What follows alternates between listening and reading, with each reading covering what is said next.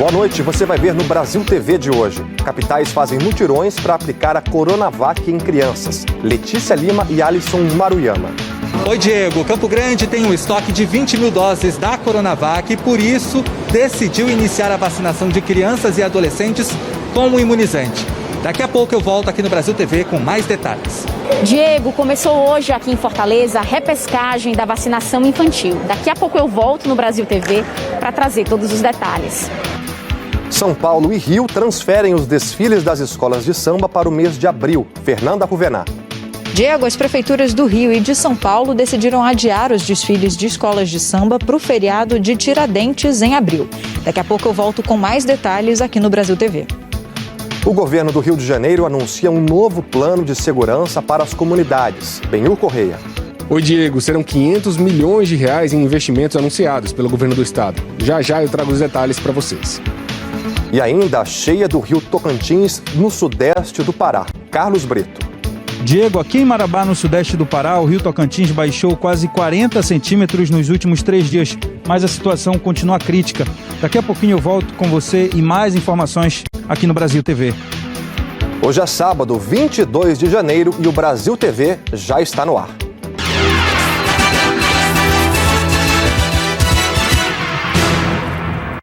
A gente começa o Brasil TV com um mutirão de vacinação e testagem contra a Covid na região norte. A Daniela Branches acompanhou tudo em Manaus.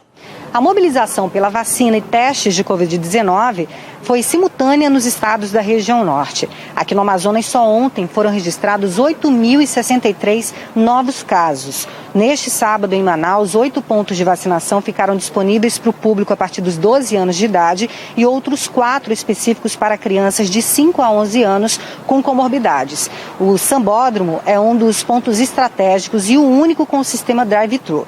A testagem está sendo feita em unidades básicas de saúde e em 2 grandes centros de testagem aqui na capital. Daniela Branches, de Manaus, para o Brasil TV. Boa Vista, em Roraima, também recebeu uma ação de testagem em massa. Carlos Barroco. Oi, Diego. O principal objetivo desse ato é estimular a população a buscar pelo serviço de testagem e principalmente pela vacina. Aqui em Boa Vista, logo cedo, por volta de 8 horas da manhã, a fila já estava grande para realizar a testagem, para saber se tem ou não a Covid-19. Também ocorre no ato a vacinação. A vacinação ocorre ali em outra ala. A gente pode ver que a movimentação está intensa logo nas primeiras horas da manhã, filas registradas. Muita gente, felizmente, procurando pelo serviço de testagem e também pela vacinação, de acordo com as autoridades do Ministério da Saúde, que por aqui estiveram. Essa é a única forma de aumentar e melhorar o índice de imunizados nesses municípios, que ainda está muito baixo. Aqui em Roraima, para se ter ideia, pouco mais de 28 mil pessoas buscaram pela dose de reforço. O estado, que conta aí com mais de 500 mil habitantes, apenas 28 mil desses buscaram por essa dose de reforço, e o objetivo do Ministério da Saúde é aumentar cada vez mais, esse número. Diego, volto contigo. Também teve mutirão no centro de Rio Branco. Ana Paula Xavier. Oi, Diego. O Ministério da Saúde e a Prefeitura de Rio Branco realizaram uma ação de testagem e vacinação aqui na capital. Foram distribuídas 600 fichas e muita gente voltou para casa sem ser atendido. Dados do Programa Nacional de Imunização no Acre mostram que o público-alvo da vacina no estado é de 668 mil pessoas, a partir dos 12 anos de idade. Diego. Palmas, no Tocantins, fez mutirão de vacinação e testagem hoje. Rafael Ishibashi. Oi, Diego. A ação aqui em Palmas começou por volta das 9 horas da manhã. Muitos palmenses acordaram mais cedo para vir se vacinar contra a Covid-19 ou então para fazer a testagem e saber se está ou não com a doença. Segundo um balanço parcial da Prefeitura de Palmas, foram aplicadas neste evento mais de 300 doses das vacinas contra a Covid-19. Já a testagem, foram mais de 1.200 senhas distribuídas. A demanda foi tão alta que por volta do meio-dia eles tiveram que parar de distribuir essas senhas. Inicialmente, o Ministério da Saúde tinha disponibilizado para o evento cerca de 600 testes, mas justamente por conta dessa alta procura, a Prefeitura de Palmas teve que completar com outros 1.200 testes. Diego? O governo do Pará disse que o estado já enfrenta uma terceira onda da Covid. Denise Soares. Olá, Diego. Hoje o Ministério da Saúde fez uma ação de testagem e vacinação contra a Covid-19. Aqui em Belém, nesta unidade básica de saúde, mais de 500 pessoas foram atendidas. O mesmo evento foi realizado simultaneamente em todas as capitais do norte do Brasil. O governo informou que vai dar início a uma testagem em massa no Pará a partir da semana que vem. Segundo a Prefeitura da capital, em Belém, 40% dos diagnósticos feitos nos últimos dias deram positivo para o coronavírus. O governo do estado confirmou que o Pará enfrenta uma terceira onda da Covid-19.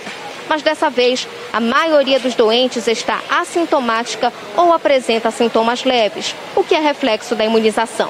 Volto com você, Diego. Campo Grande decidiu começar a vacinar as crianças com a Coronavac usando as doses em estoque. Alisson Maruyama. Oi, Diego. Campo Grande tem um estoque de 20 mil doses da Coronavac e por isso decidiu iniciar a vacinação de crianças e adolescentes depois que o Ministério da Saúde enviou nota técnica liberando a imunização do público de 6 a 17 anos com o imunizante. Pelas regras do Ministério da Saúde, a vacina e a dosagem são as mesmas usadas nos adultos. E o intervalo entre a primeira e a segunda dose também é o mesmo, 28 dias. Vale destacar que crianças e adolescentes com baixa imunidade não podem tomar a Coronavac.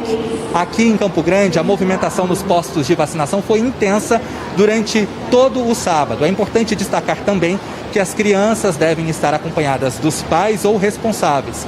E quando isso não é possível, os pais precisam preparar um termo de consentimento assinado para ser apresentado aqui no ato da vacinação. Diego Aidar, é com você. No Distrito Federal, o primeiro dia da vacinação de crianças com a Coronavac teve muita fila. Camila Guimarães. Olá, Diego, tudo bem? O Distrito Federal já começou a imunizar as crianças acima de 6 anos com o imunizante Coronavac. A Anvisa já tinha autorizado e o Ministério da Saúde incluiu a Coronavac na vacinação das crianças ontem à noite. A terceira semana de janeiro vai se encerrando com a maior quantidade de casos registrados em uma semana. Foram 20.205 casos, uma média de 2.866 casos diário. Essa quantidade é 47% maior do que o pico anterior, que foi registrado em julho de 2020. Ontem, a taxa de transmissão do coronavírus aqui no Distrito Federal atingiu o mesmo patamar de março de 2020. É o índice mais alto registrado em toda a pandemia, 2,61. Por isso, por causa dessa alta taxa, que muitos pais estão enfrentando essa fila com espera de até 2 horas. Então, a partir de agora, as crianças acima de 6 anos poderão tomar a vacina Coronavac e a Pfizer pediátrica está sendo aplicada em postos específicos para crianças de 5 a 11 anos com comorbidades e aqui no Distrito Federal acima de 8 anos sem comorbidades. Então a opção para os pais é a aplicação da Coronavac e enfrentando bastante fila hoje. Goiânia também vacinou as crianças hoje. João Vitor Guedes. Oi, Diego. Aqui em Goiânia, a vacinação neste sábado para crianças e adolescentes aconteceu em 3 diferentes pontos. O dia começou com pouco mais de 1.500 doses disponíveis para essa faixa etária.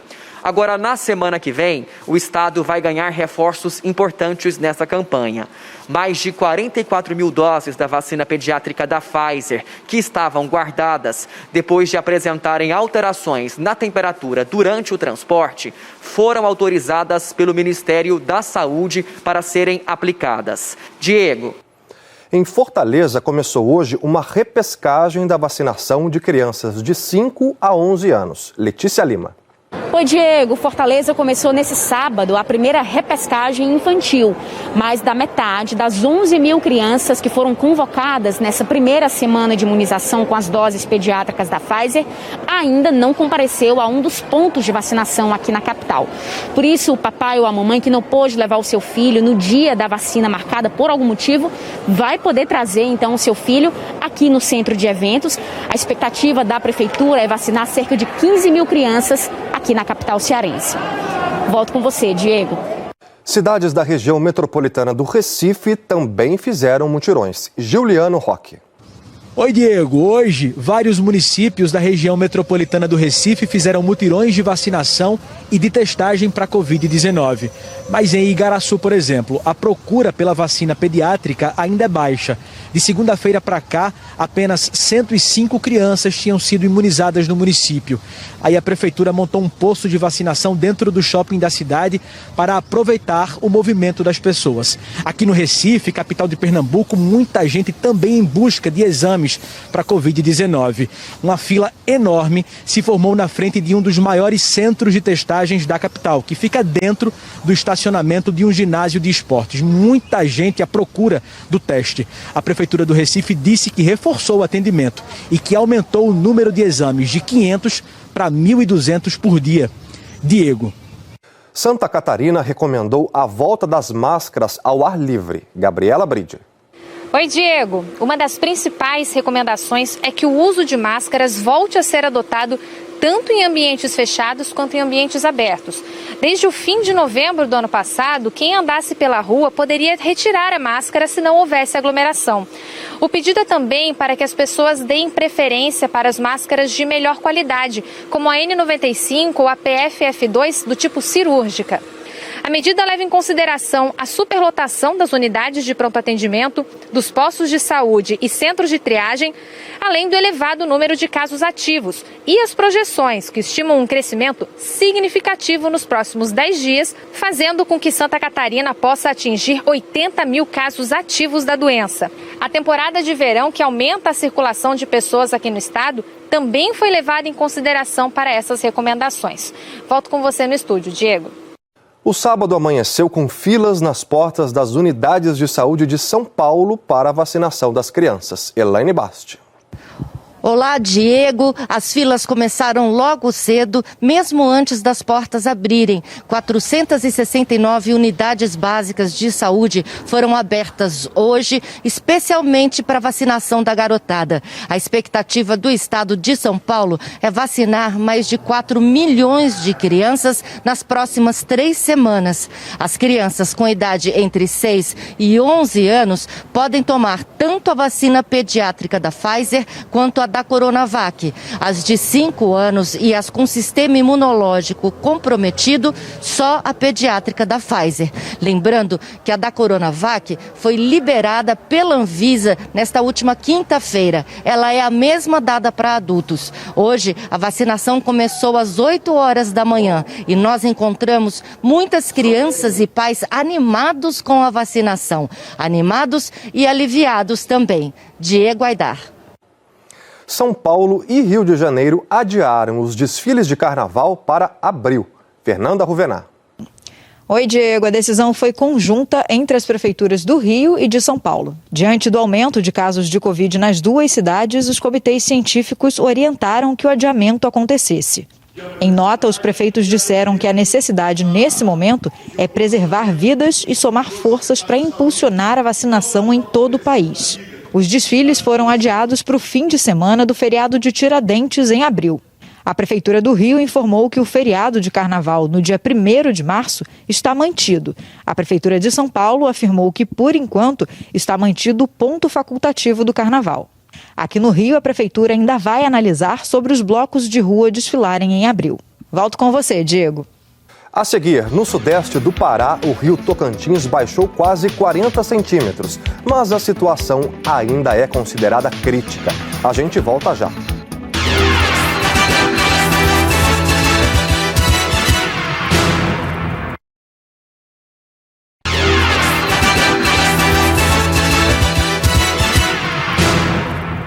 O O Brasil TV está de volta com o anúncio de um novo plano de segurança pública do governo do Rio de Janeiro. Benhur Correia. Olá, Diego, amigos do Brasil TV. Serão 500 milhões de reais em investimentos anunciados pelo governo do estado.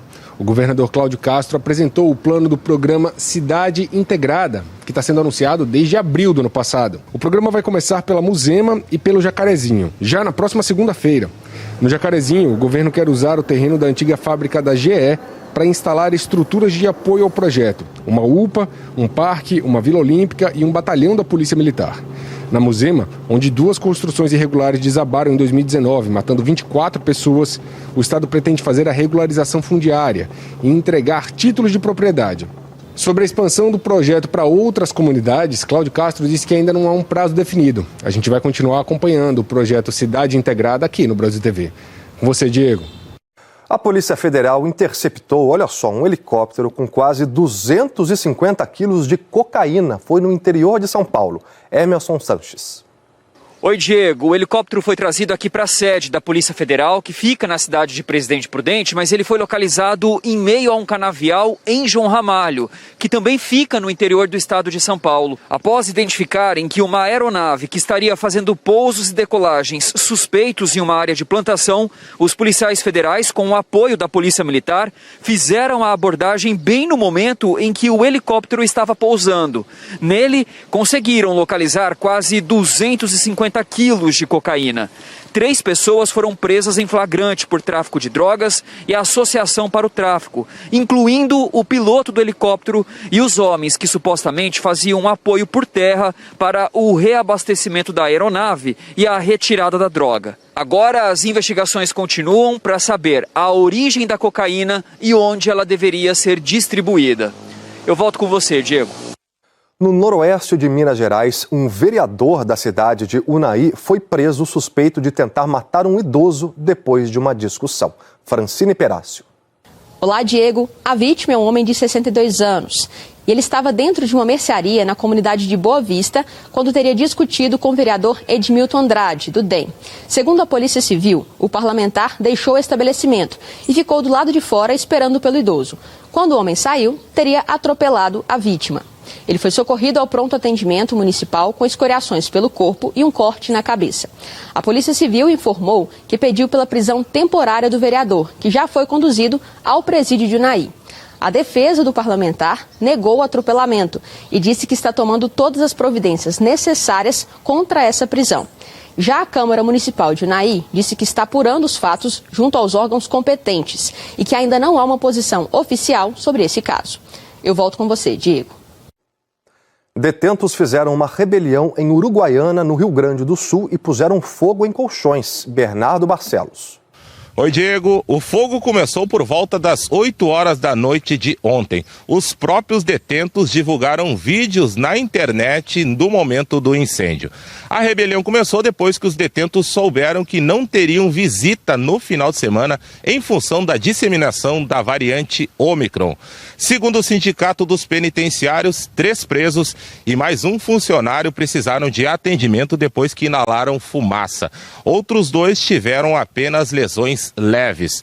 O batalhão de choque da Brigada Militar, em conjunto com os agentes da SUSEP, agiram e conseguiram controlar a rebelião no fim da noite. Agora, um levantamento está sendo feito para saber as perdas que tiveram na penitenciária de Uruguaiana.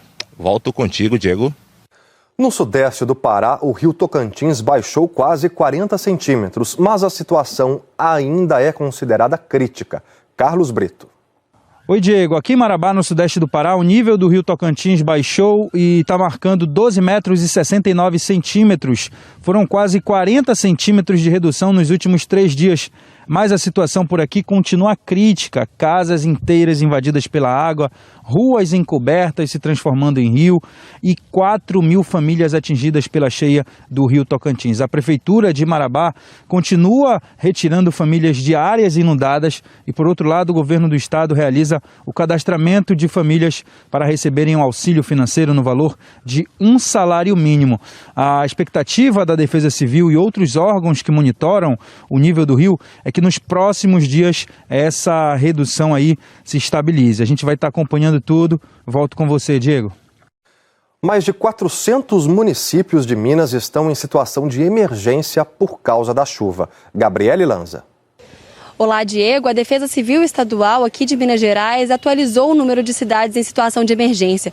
Ao todo, são 402 prefeituras que estão precisando de ajuda para reconstruir as suas cidades. O estado tem 48 mil desalojados e mais de 7 mil desabrigados. 25 pessoas morreram desde que começou o período chuvoso. Aqui em Raposos, que fica na região metropolitana de Belo Horizonte, ainda há muito trabalho a ser feito de limpeza. A gente está em uma das ruas do centro da cidade, que fica bem próximo à rodoviária. Por aqui, máquinas estão trabalhando durante todo o dia e também voluntários para tentar diminuir a altura da lama e também fazer com que a vida volte ao normal o mais rápido possível. Raposos tem mais de 15 mil habitantes e mais de 10 mil ficaram desabrigados por conta das chuvas que caíram há 15 dias. Portanto, há 15 dias esse trabalho aqui é feito e ainda há muito a se fazer. Voluntários trabalham aqui durante todo o sábado para tentar ajudar a limpar as casas dessas pessoas e também fazer com que a vida volte ao normal. Por aqui ainda é preciso muita doação. Eles precisam de material de higiene pessoal, também material de limpeza, colchões e cesta básica. Roupas, a prefeitura disse que já tem bastante, mas esses outros itens, eles precisam de mais e toda a ajuda é bem-vinda. É com você, Diego. Um destino turístico no litoral do Paraná vai reabrir para visitantes. Ana Zimmermann. Oi, Diego. Para entrar na ilha, os visitantes precisam mostrar um comprovante de vacinação contra a Covid ou um teste negativo. O acesso à ilha ficou fechado por 20 dias por causa de um surto de Covid no início do mês. Segundo a Prefeitura, a decisão de reabrir o local foi tomada depois que o número de casos confirmados caiu drasticamente. Durante o período de restrição, bares, restaurantes e atividades não essenciais, incluindo passeios turísticos, não puderam funcionar. Havia também um toque de recolher das 8 da noite às 5 da manhã. Além da volta dos turistas, as atividades não essenciais também serão retomadas a partir de segunda-feira. Superagui é um destino turístico bastante conhecido dos paranaenses e pertence ao município de Guaraqueçaba. Diego. Obrigado, Ana. O Brasil TV fica por aqui. Outras notícias logo mais no Jornal Nacional, às 8h30 da noite, hora de Brasília. Uma ótima noite para você e um bom domingo.